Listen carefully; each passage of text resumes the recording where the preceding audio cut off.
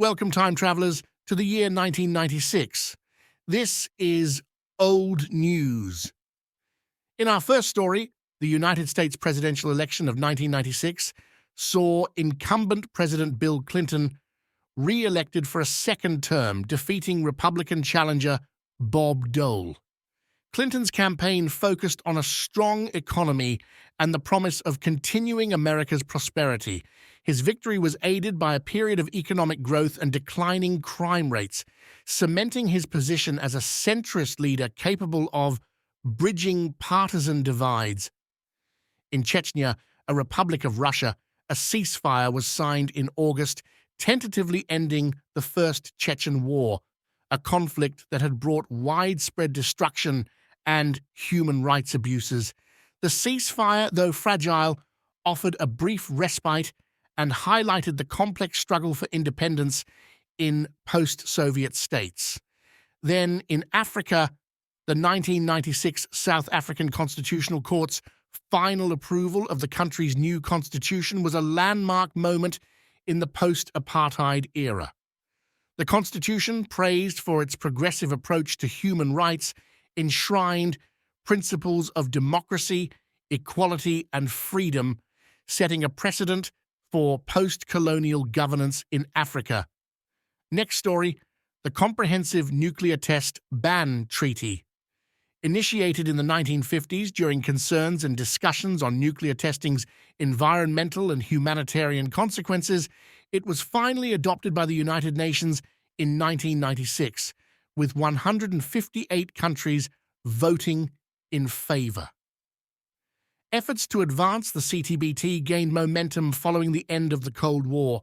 It aims to comprehensively ban all nuclear explosions, whether for military or civilian purposes.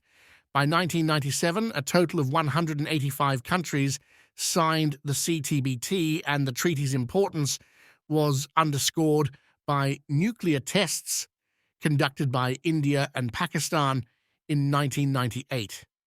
However, for the treaty to enter into force, it requires ratification by 44 specific countries that were nuclear capable or had participated in negotiations.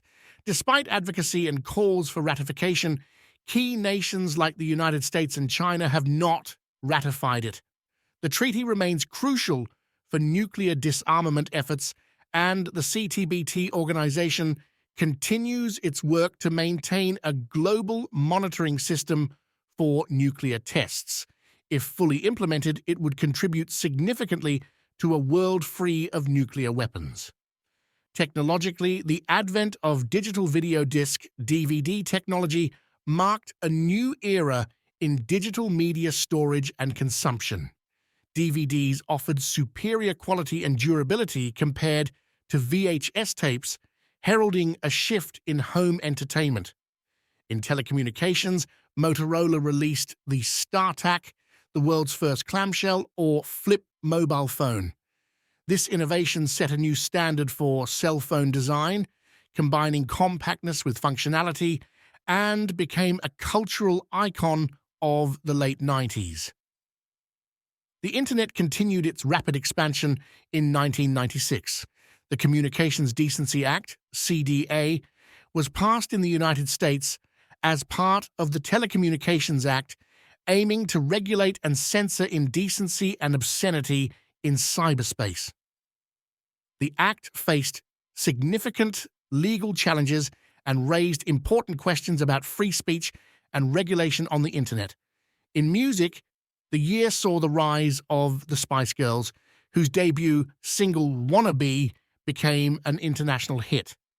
The group's message of girl power and distinct personas resonated with a wide audience, making them one of the most successful girl groups of all time. The realm of sports was marked by the Centennial Olympic Games in Atlanta, Georgia. The summer event was a celebration of the Olympic spirit, but was also marred by a bombing that killed one person and injured over 100. The incident brought the issue of security at major international events into sharp focus. In boxing, Evander Holyfield and Mike Tyson squared off in the heavyweight championship, known as Finally in November 1996. Holyfield won by an 11th round TKO, defying expectations as the underdog and proving his resilience at a time when many thought his career was winding down. Then, in a rematch in June 1997, Tyson was disqualified after he bit off a piece of Holyfield's ear in the 3rd round, creating one of the most controversial moments in sports history. Tyson was fined $3 million and his boxing license was revoked, although later reinstated. In the literary world, 96 witnessed the publication of A Game of Thrones, the first book in George R.R. Martin's A Song of Ice and Fire series. The book laid the foundation for what would become a hugely successful fantasy series, both in literature and as a television adaptation. This has been Old News, a year in review. In the words of Winston Churchill, those that fail to learn from history are doomed to repeat it. Join us as we venture into 1997